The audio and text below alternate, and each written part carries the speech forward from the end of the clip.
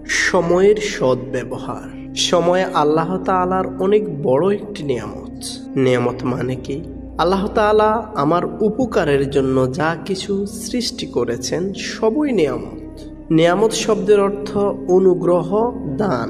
পুরো কোরআন কারীমে নিয়ামত শব্দটি নানা আকৃতিতে প্রায় 140 বার ব্যবহৃত হয়েছে।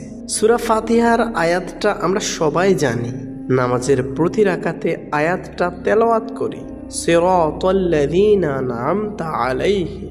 ইয়া আল্লাহ, আপনি আমাদেরকে সহজ সরল সঠিক পথ দেখান। 1 মিনিটে আমি কি আমল করতে পারি? আমরা সারাদিনে নানা ব্যস্ততায় ফরজ নামাজ ছাড়া বাড়তি কোনো আমল করতে পারি না। অল্প সময়ে বেশি আমল করার কোনো সহজ পদ্ধতি আছে?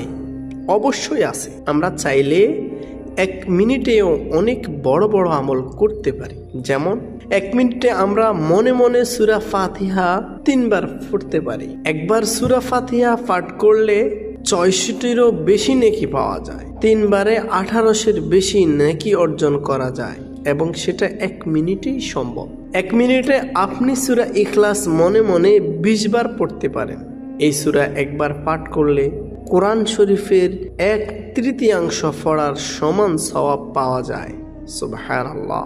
এই হিসেবে 20 বার সূরাতুল ইখলাস পাঠ করার অর্থ হলো 7 বার কোরআনুল কারীম খতম করার সমতুল্য। যদি এই সূরাটি প্রতিদিন 1 মিনিটে 20 বার করে পাঠ করি, মাসে 600 বার পাঠ করা হবে, বছরে হবে 7200 বার। ফলাফল 2400 বার সম্পূর্ণ কোরআনুল কারীম পড়ার সমতুল্য সওয়াব। সুবহানাল্লাহ। 1 মিনিটে আমি কোরআনুল কারীমের 1 পৃষ্ঠা তেলাওয়াত করতে পারি। 1 মিনিটে আমি কোরআন কারীমের ছোট একটি আয়াত মুখস্থ করতে পারি। 1 মিনিটে আমি নিম্নোক্ত দোয়াটা 20 বার পাঠ করতে পারি। লা ইলাহা ইল্লাল্লাহু ওয়াহদাহু লা শারীকা লাহু লাহুল মুলকু ওয়া লাহুল হামদু ওয়া হুয়া আলা কুল্লি শাইইন কাদির। এই দোয়া পড়লে ইসমাঈল আলাইহিস সালামের বংশের 8 জন দাসকে মুক্ত করার সমান সওয়াব পাওয়া যায়। 1 মিনিটে আমি সুবহানাল্লাহি ওয়া বিহামদিহি সুবহানাল্লাহি ওয়া বিহামদিহি এই দোয়া 100 বার পড়তে পারি। এই দোয়াটি 100 বার পাঠ করলে সমস্ত গুনাহ মাফ করে দেয়া হয়, যদিও তা সমুদ্রের ফেনার সমান হয়। 1 মিনিটে আমি সুবহানাল্লাহি ওয়া বিহামদিহি সুবহানাল্লাহিল আযীম এই দোয়াটি 50 বার পড়তে পারি। এই দুটি এমন বাক্য যা পড়তে খুব সহজ, আমলের পাল্লাতে অনেক ভারী হবে, রহমানের নিকটে অতি প্রিয়।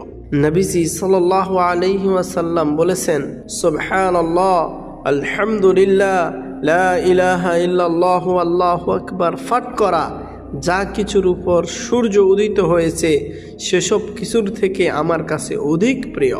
আমি চাইলে 1 মিনিটে বাক্যগুলো 18 বারের বেশি পাঠ করতে পারি। এই বাক্যগুলো আল্লাহর কাছে সবচাইতে প্রিয়। এগুলো সর্বোত্তম কথা এবং আমলের পাল্লাতে এগুলোর ওজন অনেক বেশি হবে। আমি চাইলে লা হাওলা ওয়ালা কুওয়াতা ইল্লা বিল্লাহ এই দোয়াটা 1 মিনিটে 40 বারের বেশি পড়তে পারি। এই বাক্যটির সওয়াব হচ্ছে জান্নাতের জন্য সঞ্চিত এক অমূল্য রত্ন। একইভাবে এটি কষ্টসাধ্য দায়িত্ব বহন ও কঠিন কাজসমূহ আঞ্জাম দেওয়ার ক্ষেত্রে এক মহা ঔষধ।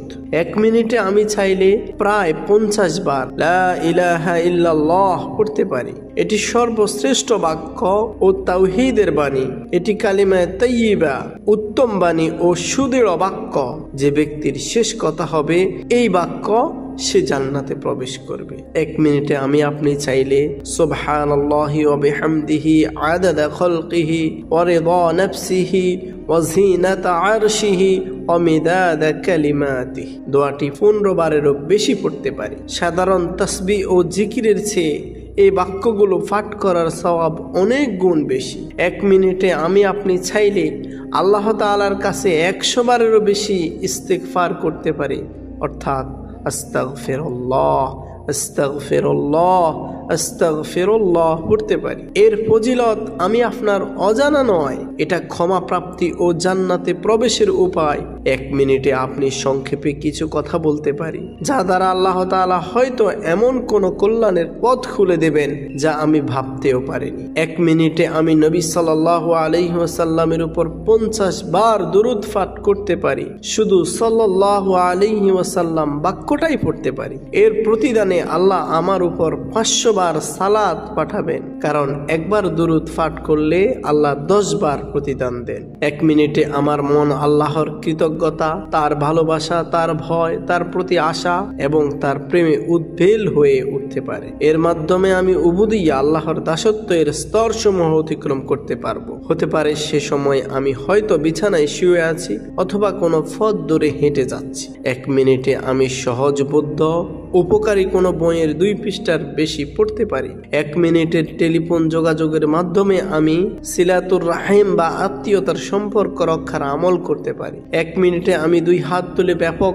অর্থবোধক দোয়াগুলো হতে পছন্দসই কোনো দোয়া করতে পারি। 1 মিনিটে আমি একজন ব্যক্তিকে সালাম দিতে পারি ও তাদের সাথে মুসাফা করতে পারি। 1 মিনিটে আমি কোনো এক ব্যক্তিকে একটি মন্দ কাজ থেকে নিষেধ করতে পারি। 1 মিনিটে আমি একটি ভালো কাজের আদেশ দিতে পারি। 1 মিনিটে আমি একজন ভাইকে নসিহত করতে পারি। 1 মিনিটে আমি একজন দুশ্চিন্তাগ্রস্ত মানুষকে সান্ত্বনা দিতে পারি। 1 মিনিটে আমি পথ থেকে ক্ষতিকর কোনো বস্তু অপসারণ করতে পারি। 1 মিনিটে এই 1 মিনিটের সদ্ব্যবহার অবহেলায় কাটানো বাকি সময়গুলোর সদ্ব্যবহার করার অনুপ্রেরণা হিসেবে কাজ করতে পারে। ইমাম শাফি রাহিমাহুল্লাহ বলেন, যখন ঘুমন্ত লোকেরা ঘুমিয়ে থাকে তখন আমি আমার চোখের অশ্রু পেলি এবং শ্রেষ্ঠ কবিতার একটি চরণ বারবার আওড়াতে থাকি। কোনো জ্ঞান অর্জন ছাড়া রাতগুলো কেটে যাবে এবং আমার জীবন থেকে হিসেব করা হবে। এটি কি সময়ের অপব্যবহার নয়? এটি কি সময়ের অপব্যয় নয়? আমার ইখলাস, আমার সততা, আমার একনিষ্ঠতা, আমার নিয়মানুবর্তিতা আমাকে একদিন বড় করে তুলবে, আল্লাহর প্রিয়ভাজন বান্দা হিসেবে কবুল করবে। আমরা যাতে করি আমাদের এই সময়ের সৎ ব্যবহার করে আল্লাহ তাআলার নৈকট্যশীল একজন বান্দা হতে পারি। আল্লাহ তাআলার কাছে তৌফিক কামনা করছি।